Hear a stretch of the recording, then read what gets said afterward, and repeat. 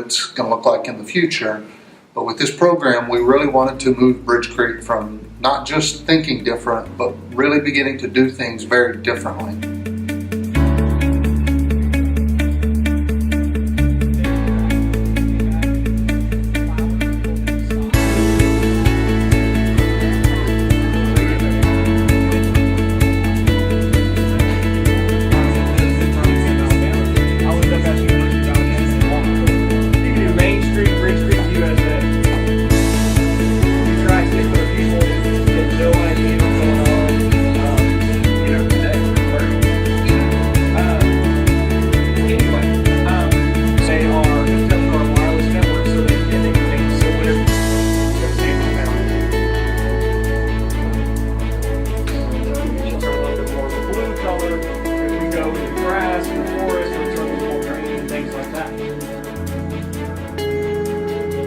We went to OU, and OU showed us how that program could expand our knowledge. Okay.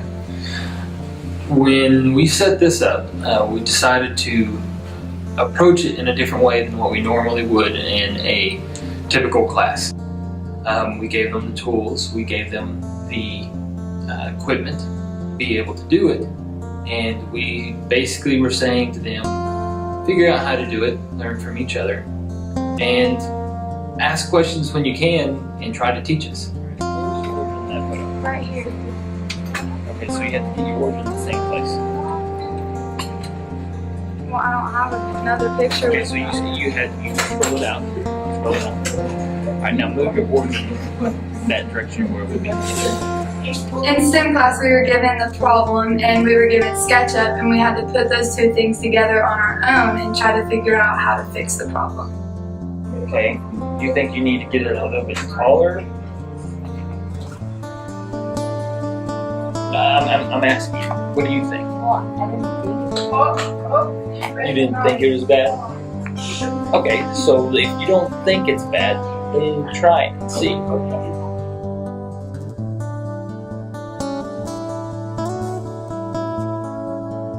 We're building a model of the school, and we are trying our best to actually recreate it in SketchUp, which is you just use lines to make the school and use models, and we're all trying to make our own so we can like switch out pieces and fit them together to make a puzzle, which would be the school. That way we'll have better photos.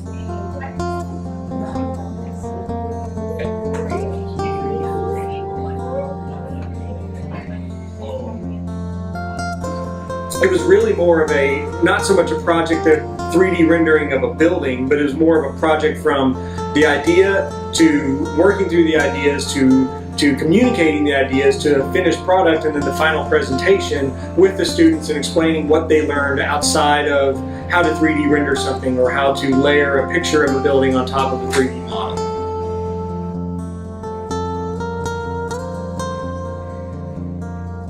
Partnership that I guess you could say we created was that we didn't sit around and talk about just buying more technology, setting it out on tables in Bridgecreek Middle School and just hoping that the kids will use it. But especially in the K-12 area, we get a lot of schools that come in and they want to do things, but they've never just fully committed and said, we're going to make this happen, we're going to do what it is. So when you came to me and said, we want to do this. Within 2 weeks, I believe you had 40 of those 8th graders show up with the teacher who was going to lead the class through this and yourself, and they got to experience the store and understand what the store was about and understand how it integrates into the university culture and the environment of enhancing that student experience. But it's really been the driving force from teacher Mr. Chase all the way to the principal Mr. Ward, and then the students. It's the students who wanted to do this, and that's what I'm excited about.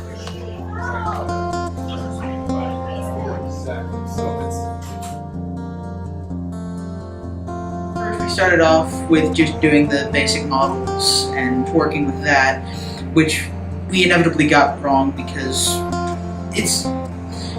the teacher is very much working along with us. It's not the teacher tells us every single thing we have to do and every single thing and exactly how to do it. It's we learn how to do it, and with computers that's very important. So you're talking about making computer games, right? That manufacturing rates are